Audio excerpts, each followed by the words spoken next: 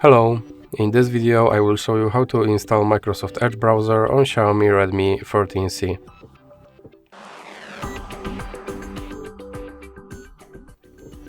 So you have to start with opening your Google Play Store, then click on search bar and type in Edge and click search.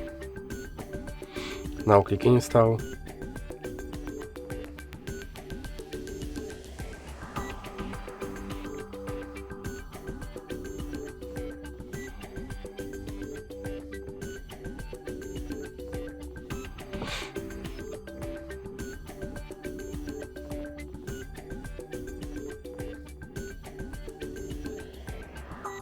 Now click open.